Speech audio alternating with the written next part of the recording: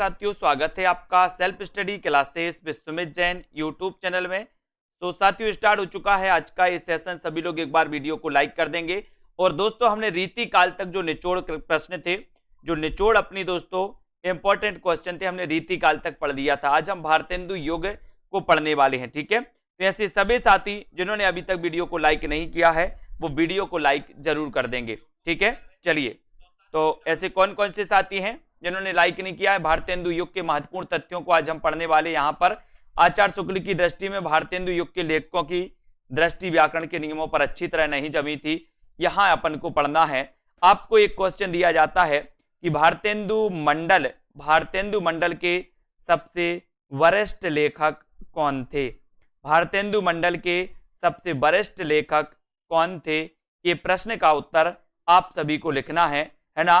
फिर अपन भारतेंदु युग को यहां पर चालू करने वाले हैं। भारतेंदु युग का खड़ी बोली में दोस्तों रचित कविताओं का जो संग्रह है वो फूलों का गुच्छा नाम से प्रसिद्ध है। काय के नाम से प्रसिद्ध है? फूलों का गुच्छा नाम से प्रसिद्ध है। ठीक है, ये क्वेश्चन कई बार आपसे पूछा गया कि भारतेंदु की खड़ी बोली में रचित कविताओं का जो संग्रह है वो किस नाम से प्रसिद्ध है? तब आपको उत्तर लगाना फूलों का गुच्छा नाम से। ठीक है, भारतेंदु के अनुसार 1873 में हिंदी नई चाल में ढली। दोस्तों, ये क्वेश्चन कई बार आया है कि हिंदी नई चाल में कब ढली? हिंदी नई चाल में कब ढली? उत्तर होगा 1873 में, है ना। किसके अनुसार? भारतेंदु जी के अनुसार। ये मोस्ट इंपोर्टेंट क्वेश्चन कई बार आया, हिंदी नई चाल में कब ढली? 1873 में ढली। ठीक है, 1873 में हरिश्चंद्र मैगजीन की दोस्तों स्थापना हुई। कब हुई? हरिश्चंद्र मैगजीन की 1873 में, है ना। और भारतेंदु पुष्टि मार्ग में दीक्षित थे। पुष्टि मार्ग के प्रवर्तक अपन ने पढ़ा था कि पुष्टि मार्ग के जो प्रवर्तक हैं वो प्रवर्तक कौन है? वल्लभाचार्य अपन ने पढ़ा था। ठीक है, और पुष्टि मार्ग में दीक्षित हुए थे कौन? भारतेंदु जी। ये क्वेश्चन आया है कई बार। निम्न में से बताइए कौन सा लेखक पुष्टि मार्ग में दीक्षित हुआ है? तो आपको क्या बताना? भारतेंदु जी पुष्टि मार्ग में दीक्षित हुए, अर्थात ये कृष्ण काव्य धारा से संबंधित हैं, है ना। और भारतेंदु को नव जागरण का अग्रदूत कहा जाता है। ये भी क्वेश्चन कई बार आया कि नव जागरण का अग्रदूत किसे कहा जाता है? तब आप क्या बताओगे? भारतेंदु जी को, है ना। नव जागरण का अग्रदूत भारतेंदु जी का। पुष्टि मार्ग के में दीक्षित हुए कौन? भारतेंदु जी।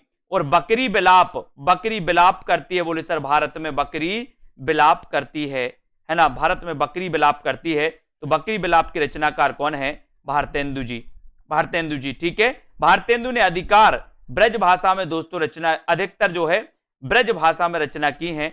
आपको एक क्वेश्चन बताना है कि भारतेंदु युग में काव्य की भाषा क्या थी? आपको बताना है, ये बताएं सभी लोग बताएंगे कि भारतेंदु युग में काव्य की भाषा क्या थी? भारतेंदु ने अधिकतर दोस्तों ब्रज भाषा में रचनाएं की। और हिंदी प्रदीप के संपादक बालकृष्ण भट्ट थे। हिंदी प्रदीप के संपादक कौन थे? बालकृष्ण भट्ट, है ना। और समस्या पूर्ति भारतेंदु युग की विशेषता मानी जाती है। समस्या पूर्ति किस युग की विशेषता मानी जाती है? भारतेंदु युग की विशेषता मानी जाती है। ठीक है, और कली कौतुक रूपक के रचनाकार कौन है? तो प्रताप नारायण मिश्र। कल अपन ने दोस्तों इसको पढ़ा था कि कली का प्रताप होता है, कली का, तो कली कौतुक के रचनाकार प्रताप नारायण मिश्र। समस्या पूर्ति अपन ने पढ़ा था कि सर द्विवेदी रीति काल की प्रमुख विशेषता श्रृंगारिक रचनाएं, है ना, या श्रृंगार प्रधान दोस्तों माना जाता है। जबकि भारतेंदु युग की प्रथम जो दोस्तों विशेषता मानी जाती है वो मानी जाती है समस्या पूर्ति। और द्विवेदी युग की अगर बात करें तो द्विवेदी युग की मानी जाती है इतिवृत्तात्मक। ठीक है, ये आपको याद रख लेना है। ठीक है ना।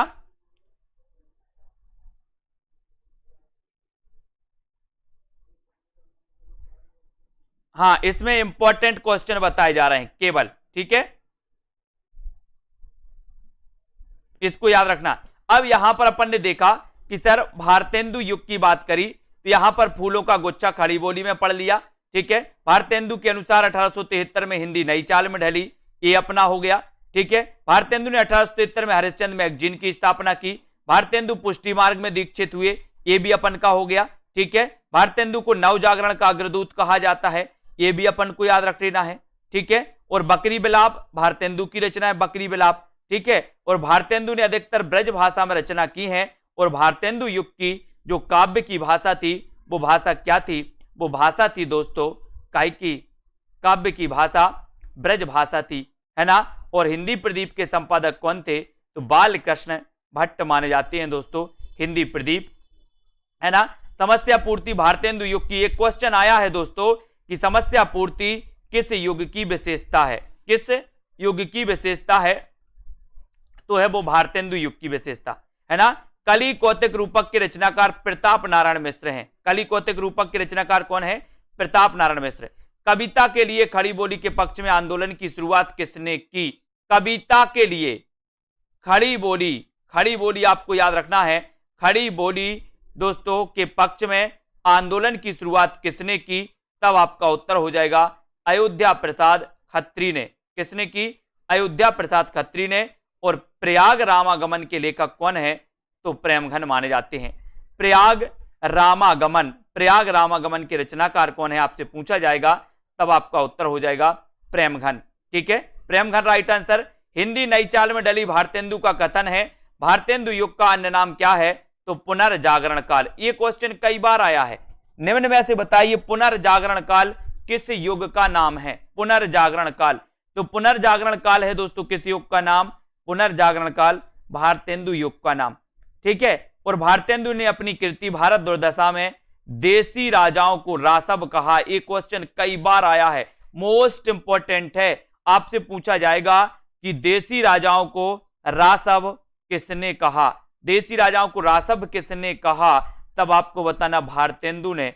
उनकी कौन सी कृति में, किस रचना में दोस्तों उन्होंने देसी राजाओं को रासव कहा? तो आपको बताना है भारत दुर्दशा में। कौन सी रचना में? भारत दुर्दशा में रासव कहा, ठीक है। शिक्षा के प्रसार के भारतेंदु जी ने चौखंबा स्कूल खोला था दोस्तों के लिए, है ना, जिसका वर्तमान नाम क्या है? Harishchandra degree college. Degree college. अगर आपसे पूछा जाएगा कि शिक्षा के प्रसार के लिए भारतेंदु जी ने दोस्तों कौन सा स्कूल खोला था जिसका वर्तमान नाम हरिश्चंद्र डिग्री कॉलेज है, तो आपको बताना है कि शिक्षा के प्रसार के लिए इन्होंने चौखंबा स्कूल खोला था। और चौखंबा स्कूल का वर्तमान नाम क्या है? तो आपका उत्तर हो जाएगा हरिश्चंद्र डिग्री कॉलेज। क्या नाम है? Harishchandra degree college. और भारतेंदु के काव्य की सबसे बड़ी जो विशेषता है दोस्तों वो क्या है? प्राचीन और नवीन का समन्वय।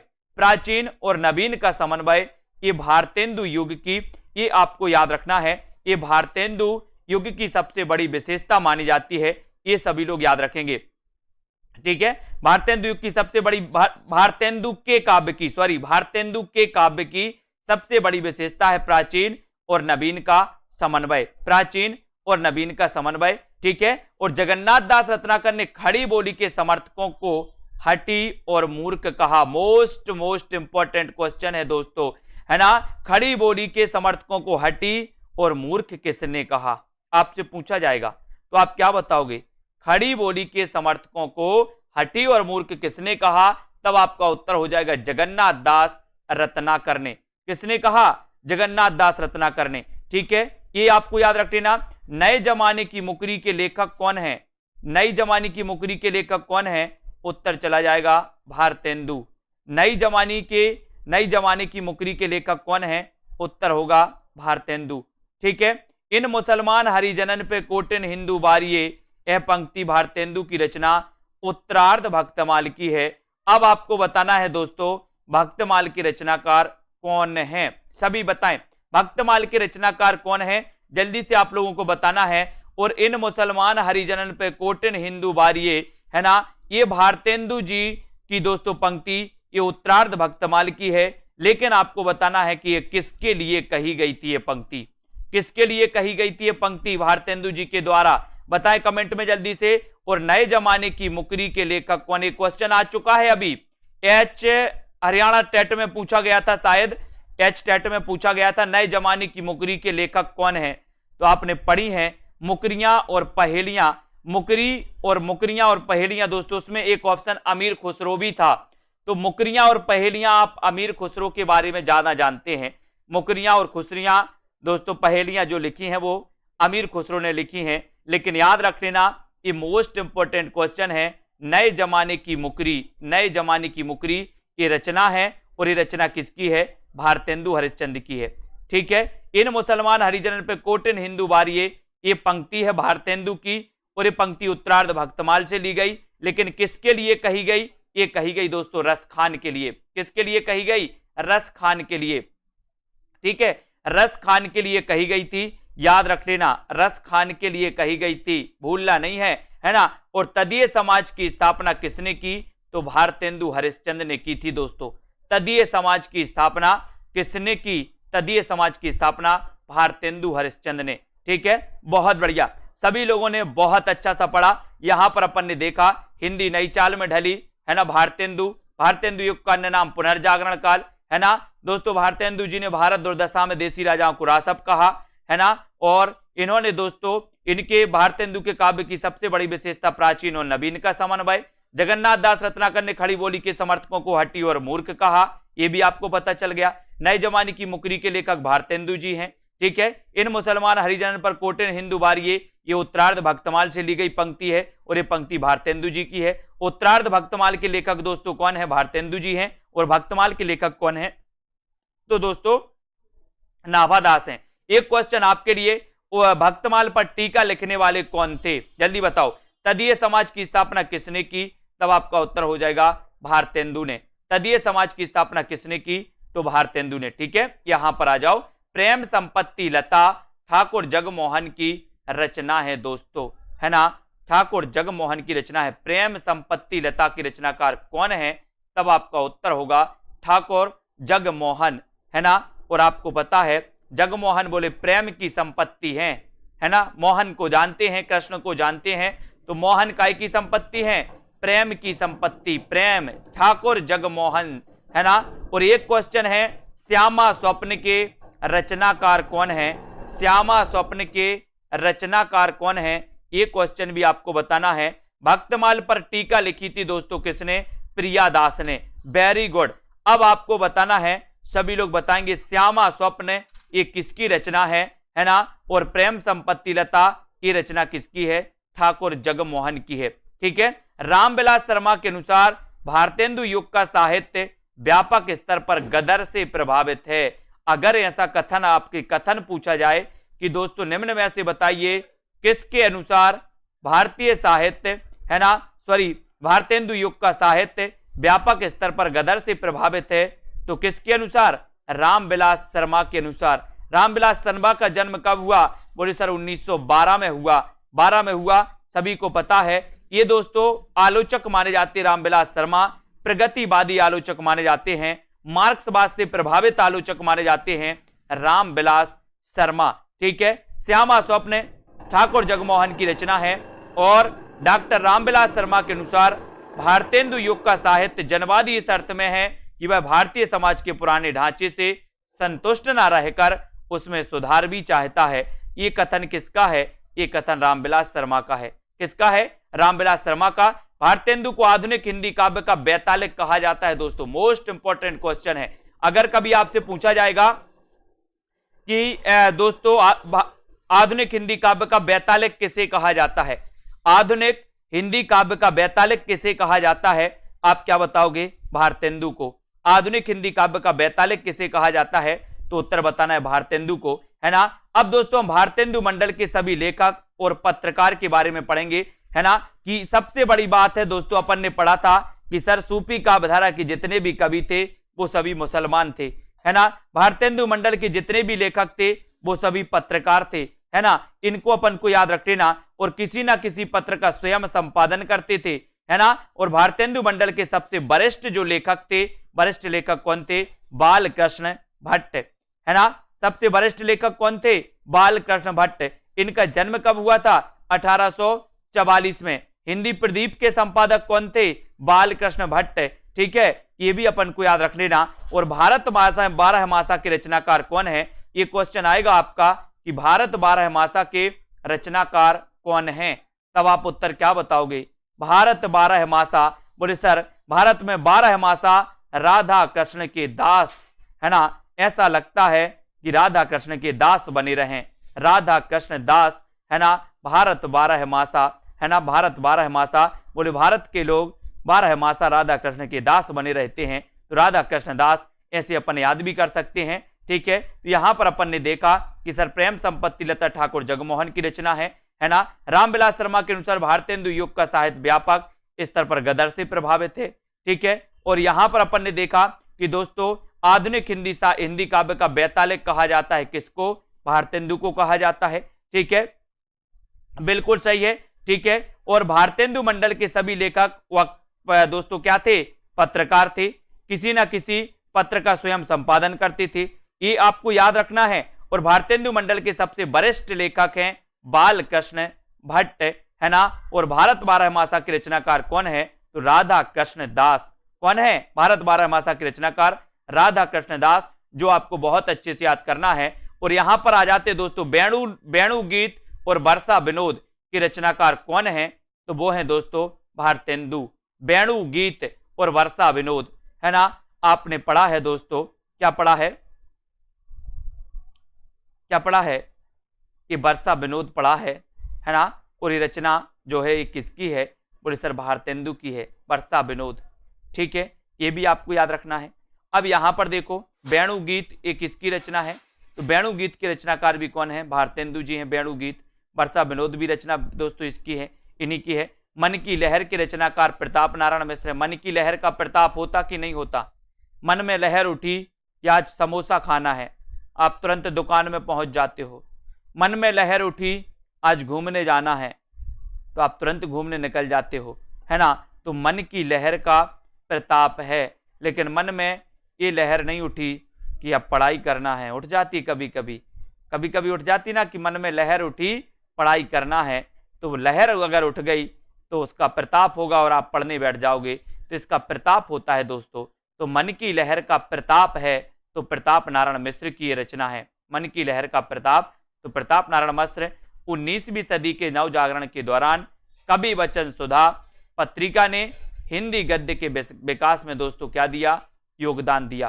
ठीक है, 19वीं सदी नव जागरण के दौरान कवि वचन सुधा पत्रिका ने हिंदी गद्य के विकास में बहुत योगदान दिया। नासिकेतोपाख्यान के रचनाकार कौन है? तब आपका उत्तर होता है सदल मिश्र। कई बार रचना पूछी गई दोस्तों, है ना, ये आपको याद रख देना है। नासिकेतोपाख्यान के रचनाकार कौन है? नासिकेतोपाख्यान, है ना, नासिकेतोपाख्यान सदल मिश्र। ठीक है, गद्य को साहित्य के सशक्त माध्यम के रूप में प्रतिष्ठित करना आधुनिक काल की सबसे बड़ी विशेषता मानी जाती है कि इन्होंने दोस्तों गद्य को साहित्य के रूप में, साहित्य के सशक्त माध्यम के रूप में प्रतिष्ठित किया।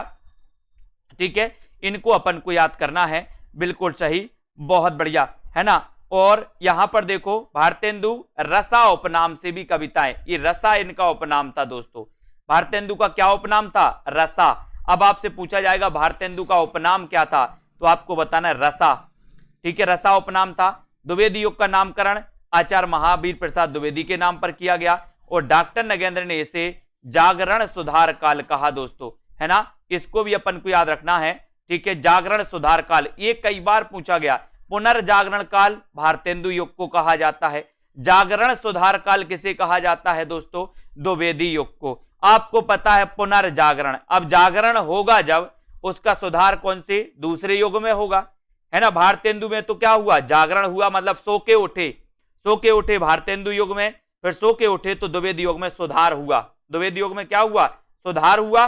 सो के उठे थे, सुधार होगा दूसरे युग में। जैसे आप 8 साल तक स्कूल में पढ़ते हो, है ना, उसके बाद दोस्तों आपका सुधार होता है, धीरे धीरे आगे बढ़ता जाता है। तो पहला स्टेप उठे, पहले जो स्टेप है कि हम उठे, और दूसरे स्टेप में हमारा क्या हुआ? सुधार हुआ।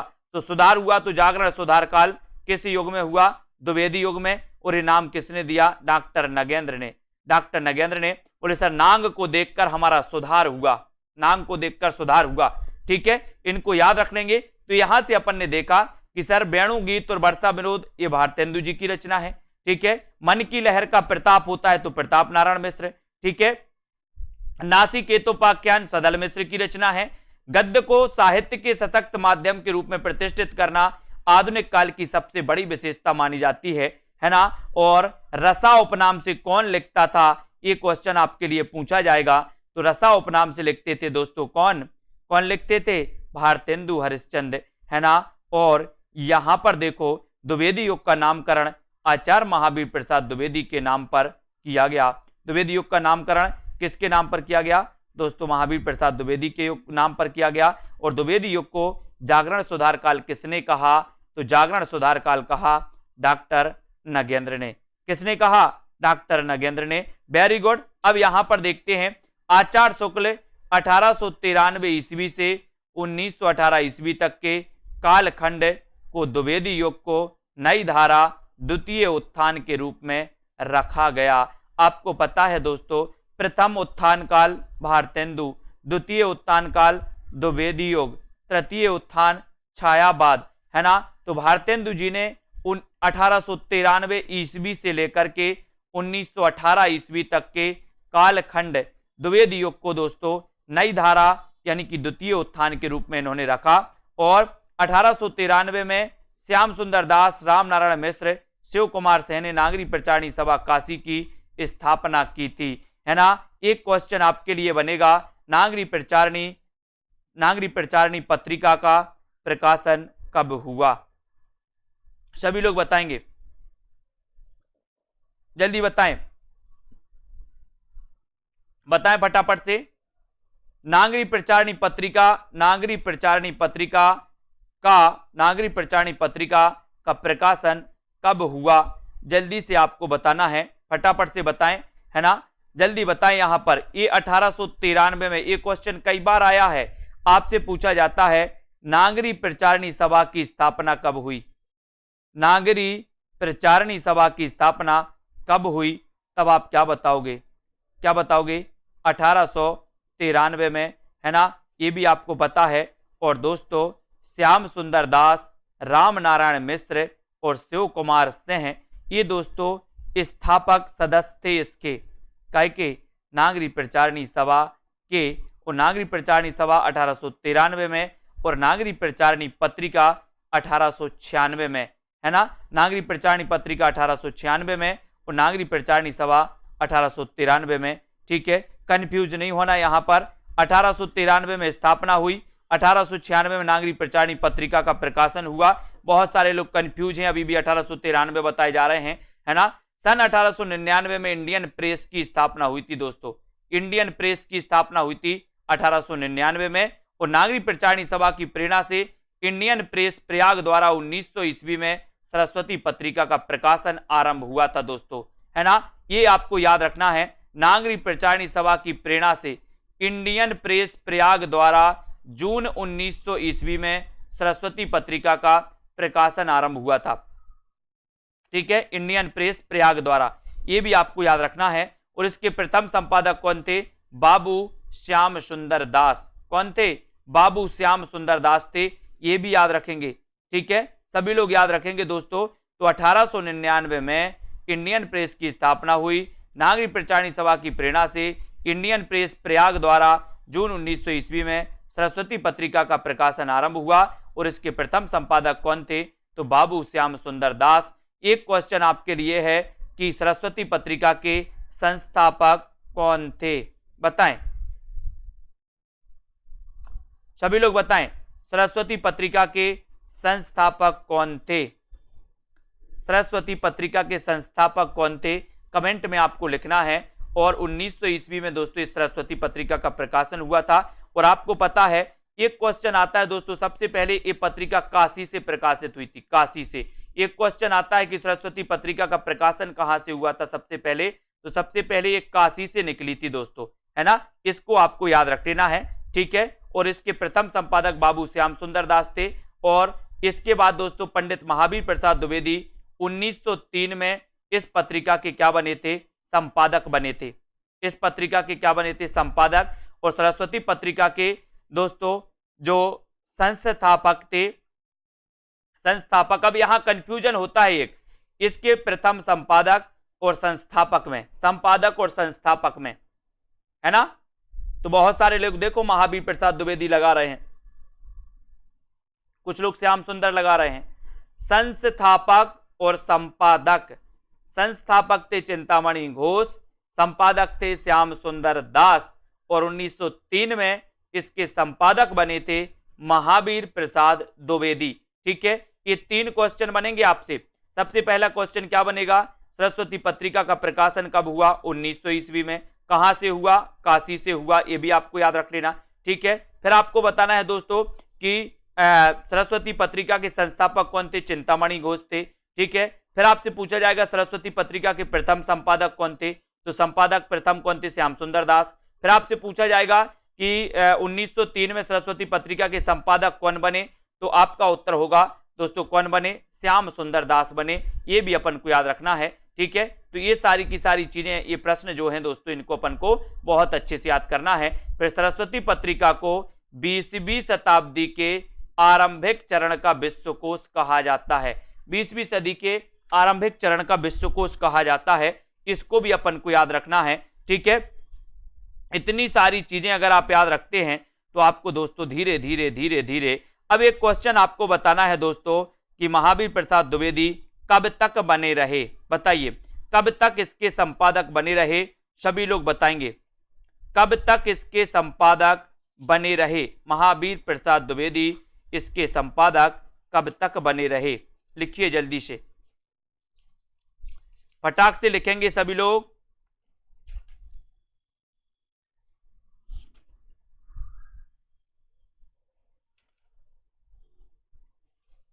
कब तक बने रहे बताइए। अच्छा क्वेश्चन है दोस्तों, है ना, और इसके बारे में आपको पता भी होना चाहिए। ठीक है,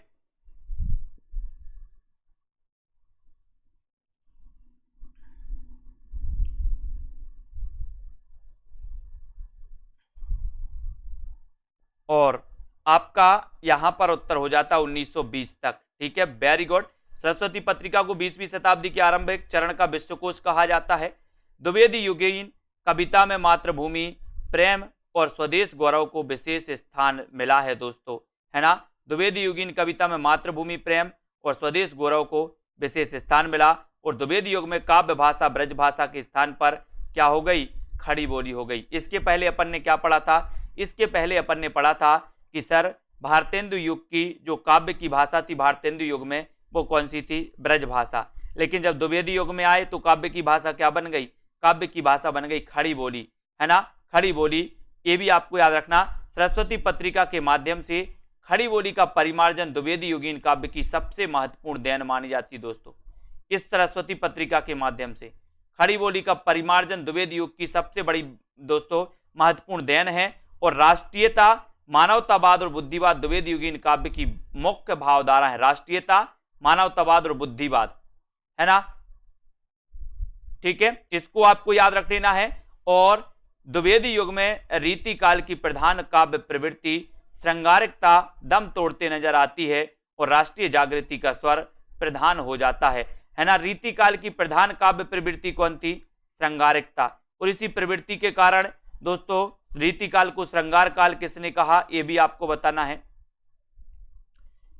रीति काल की प्रधान काव्य प्रवृत्ति क्या थी, श्रृंगारिकता थी। श्रृंगारिकता के कारण दोस्तों, इसी प्रवृत्ति के कारण श्रृंगार काल किसने कहा, रीति काल को, आपको बताना है, जल्दी बताओ। और द्विवेदी युग में ये जो श्रृंगारिक प्रवृत्ति थी ये दम तोड़ते नजर आती है और राष्ट्रीय भावना प्रबल हो जाती है दोस्तों द्विवेदी युग में। ठीक है, तो राष्ट्रीय भावना यहां पर प्रबल हो गई। सरस्वती पत्रिका को 20वीं शताब्दी के आरंभिक चरण का विश्वकोश कहा जाता है, ये आपको पता चल गया। ठीक है, और यहां पर देखा अपन ने कि द्विवेदी युग की जो काव्य की भाषा थी खड़ी बोली हो गई। ठीक है, यहां पर देखा अपन ने कि सरस्वती पत्रिका के माध्यम से खड़ी बोली का प्रचार प्रसार किया गया। राष्ट्रीयता, मानवतावाद और बुद्धिवाद द्विवेदी युगीन काव्य की भावधारा थी और दोस्तों राष्ट्रीय भावना प्रबल हो गई थी द्विवेदी युग में, ये भी आपको याद रखना है। ठीक है, और यहां पर हम देखें कि द्विवेदी युग में इतिवृत्तात्मकता, रूढ़ियों एवं प्राचीन परंपराओं का खंडन और दोस्तों नवीन मूल्यों की स्थापना, नारी के प्रति उदात्त भावना। ठीक है, इसको आपको याद रख लेना।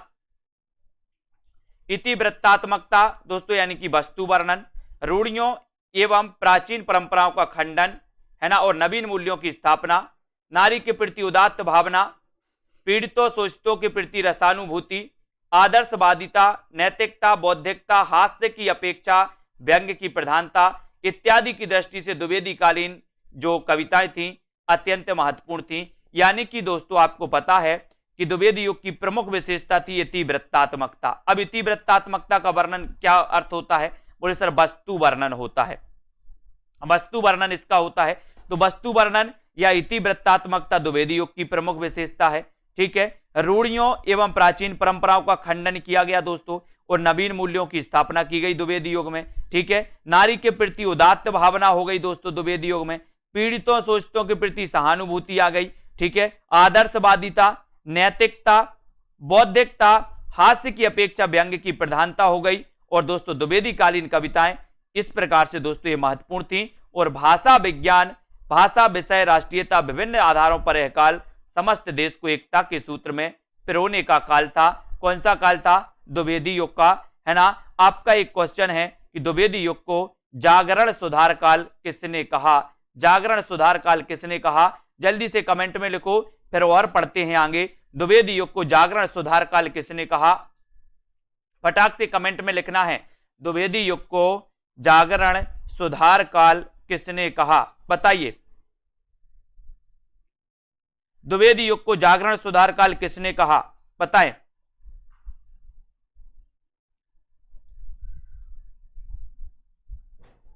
और सीधा सीधा आपने उत्तर बता दिया कि सर डॉक्टर नगेंद्र ने कहा है। वेरी गुड, है ना। परीक्षा उपयोगी महत्वपूर्ण तथ्यों के बारे में यहां पर देखें कि महावीर प्रसाद द्विवेदी के नाम पर द्विवेदी युग का नाम पड़ा। सैरंध्री के रचनाकार कौन है? मैथिली शरण गुप्त। सैरंध्री किसकी रचना है? तो सैरंध्री दोस्तों ये मैथिली शरण गुप्त की कई बार रचना पूछी गई। सैरंध्री के रचनाकार कौन है? तब आपका उत्तर होगा मैथिली शरण गुप्त। सैरंध्री किसकी रचना है? मैथिली शरण गुप्त की रचना है। ठीक है, सैरंध्री याद रखोगे। यहां पर आ जाओ, द्विवेदी युग के नाथूराम शर्मा शंकर को कविता कामिनी कांत, भारतेंदु प्रज्ञेंदु, साहित्य सुधाकर उपाधियों से विभूषित किया गया। यहां से क्वेश्चन बनता है आपका, आपसे पूछा जाता है भारतेंदु प्रज्ञेंदु किसे कहा जाता है? भारतेंदु प्रज्ञेंदु ये किसका उपनाम है? तो आप क्या बताओगे? बताएं, भारतेंदु प्रज्ञेंदु किसका उपनाम है? तो भारतेंदु प्रज्ञेंदु नाथूराम शर्मा शंकर, नाथूराम शर्मा शंकर का दोस्तों उपनाम है। याद रख लेना, क्या है? भारतेंदु प्रज्ञेंदु। इन्हें साहित्य सुधाकर भी कहा जाता है, इन्हें कामिनी कांत भी कहा जाता है। किसको? नाथूराम शर्मा शंकर को। इनको अपन याद रखेंगे। और काव्योपवन हरिऔध की रचना है दोस्तों। हरिऔध के बारे में आपको पता है कि हरिऔध आधुनिक काल के सूरदास इन्हें कहा जाता है ना। आधुनिक काल के सूरदास कौन है? हरिऔध। कवि सम्राट इन्हें कहा जाता है। 1909 की इनकी एक रचना है दोस्तों, वो रचना कौन सी है? काव्योपवन। काव्योपवन में हरी हरी, बोले हरी हरी पत्तियां लगी हैं उपवन में। काव्योपवन में क्या लगी? हरी हरी पत्ती, तो हरिऔध। ठीक है, इतिवृत्तात्मकता द्विवेदी युग की विशेषता है, ये अपन को याद रखना। ठीक है, मैथिली शरण गुप्त ने इतिहास की उपेक्षिता नारी पात्र को साकेत महाकाव्य में प्रतिष्ठित किया। साकेत महाकाव्य आपको बताना है, साकेत महाकाव्य का रचना काल क्या है? इसमें सर्ग कितने हैं? जल्दी से बताओ कमेंट में। तो मैथिली शरण गुप्त की रचना ये साकेत है और साकेत महाकाव्य है दोस्तों, आपको पता है। ठीक है, ये साकेत याद रखो। जल्दी से इसका रचना काल बता दो और इसका नाम वो बता दो दोस्तों। साकेत में कितने सर्ग हैं? जल्दी बताओ। मैथिली शरण गुप्त की प्रतिभा का विकास सर्वाधिक प्रबंधकार के रूप में दिखता है। आपको पता है कि इन्होंने दोस्तों सबसे ज्यादा प्रबंध काव्य लिखे हैं। कभी अगर आपसे पूछा जाए कि मैथिली शरण गुप्त ने प्रबंध काव्य सर्वाधिक किसने लिखे, तो आपको लगाना है मैथिली शरण गुप्त ने। अब एक छोटा सा क्वेश्चन है कि मैथिली शरण गुप्त ने दोस्तों खंड काव्य कितने लिखे और महाकाव्य कितने लिखे? आपको बताना है, जल्दी बताओ। खंड काव्य कितने लिखे और महाकाव्य कितने लिखे? साकेत का आपको पता है कि सर साकेत 1931 इसका रचना काल है। साकेत में 12 सर्ग हैं, बिल्कुल सही आंसर है। ये महाकाव्य है और ये राम पर आधारित दोस्तों ये महाकाव्य है, ये भी आपको पता होगा। ठीक है, बिल्कुल सही आंसर। लेकिन अब आपको बताना है कि सबसे ज्यादा प्रबंध काव्य किसने लिखे? उत्तर होगा मैथिली शरण गुप्त। खंड काव्य कितने लिखे और महाकाव्य कितने लिखे? जल्दी जल्दी से बता दो कौन कौन है ऐसा जो बता पाएगा। जयद्रथ वध गुप्त जी का खंड काव्य है दोस्तों। जयद्रथ वध ये किसका खंड काव्य है? गुप्त जी का खंड काव्य है जयद्रथ वध। ठीक है, और यहां पर आ जाओ, मैत्री शरण गुप्त का जन्म चिरगांव में हुआ था दोस्तों, चिरगांव जिला झांसी में। और ये कब हुआ था? तो ये हुआ था 1886 में। 1886 में चिरगांव जिला झांसी में गुप्त जी का जन्म हुआ। द्विवेदी युग के सर्वश्रेष्ठ प्रगीतकार कौन है? तो मुकुटधर पांडे। द्विवेदी युग के सर्वश्रेष्ठ प्रगीतकार कौन है? तो प्रगीतकार है मुकुटधर पांडे, है ना। और हिंदी भाषा के मानकीकरण की दृष्टि से द्विवेदी युग सर्वाधिक महत्वपूर्ण युग था। ठीक है, अब बहुत सारे लोगों ने बताया कि सर इसमें इन्होंने 19 खंड काव्य लिखे हैं, लेकिन किसी ने ये नहीं बताया कि सर इन्होंने महाकाव्य कितने लिखे हैं। बताइए कितने महाकाव्य लिखे हैं, जल्दी बताओ। द्विवेदी युग के नाथुराम शर्मा शंकर कविता कामनीकांत भारतेंदु प्रज्ञेंदु नाम से जाने जाते हैं, आपको पता है ना। 1909 में दोस्तों काव्योपवन हरिऔध जी की रचना है, ये भी आपको पता है। इतिवृत्तात्मकता द्विवेदी युग की विशेषता है, सभी को पता है ना। और यहां पर देखते हैं अपन की साकेत महाकाव्य है इनका दोस्तों। ठीक है, मैत्री शरण गुप्त की प्रतिभा का विकास सर्वाधिक प्रबंधकार के रूप में हुआ, ये भी आपको पता चल गया। ठीक है, जयद्रथ वध गुप्त जी का खंड काव्य है, मोस्ट इंपोर्टेंट खंड काव्य है। मैत्री शरण गुप्त जी का जन्म चिरगांव जिला झांसी में हुआ था, 1886 में हुआ था, ये भी आपको पता है। ठीक है, और द्विवेदी युग के सर्वश्रेष्ठ प्रगीतकार कौन है? तो दोस्तों मुकुटधर पांडे हैं, है ना। अब आपको बताना है, आपको ही बताना है कि इन्होंने महाकाव्य कितने लिखे हैं, है ना। बताएं जल्दी से, फटाफट से बताना है, उत्तर आपको ही बताना है। किसान मैत्री शरण गुप्त की रचना है दोस्तों। किसान, किसान किसकी रचना है? मैत्री शरण गुप्त की। किसान, किसान याद रखो। साकेत का सर्वाधिक मार्मिक सर्ग कौन सा है? साकेत महाकाव्य है इनका, है ना। और इसका मार्मिक सर्ग कौन सा है? नवम सर्ग है, नवम सर्ग। ठीक है, और साकेत में कितने सर्ग हैं? 12 सर्ग हैं। ठीक है, भक्ति काल को गृहस्थ जीवन का जैसा सुंदर चित्रण सूरदास में मिलता है, वैसा ही आधुनिक काल के किसमें मिलता है? वैसा ही आधुनिक काल के मैत्री शरण गुप्त कवि में मिलता है ना। हिंदी के मानकीकृत स्वरूप पर सबसे पहले दोस्तों महावीर प्रसाद द्विवेदी ने विधिवत विचार किया था, मानकीकरण स्वरूप पर। ठीक है,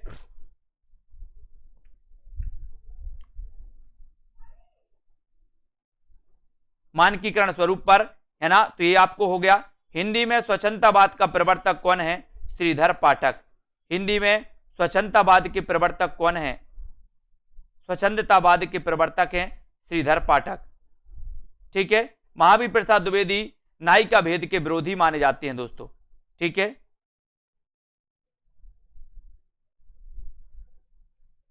हिंदी खड़ी बोली का प्रथम कवि कौन है? श्रीधर पाठक।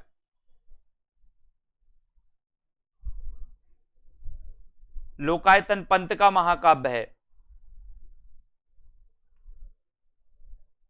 संपत्ति शास्त्र के लेखक कौन है? महावीर प्रसाद द्विवेदी। संपत्ति शास्त्र, है ना। प्रेम संपत्ति,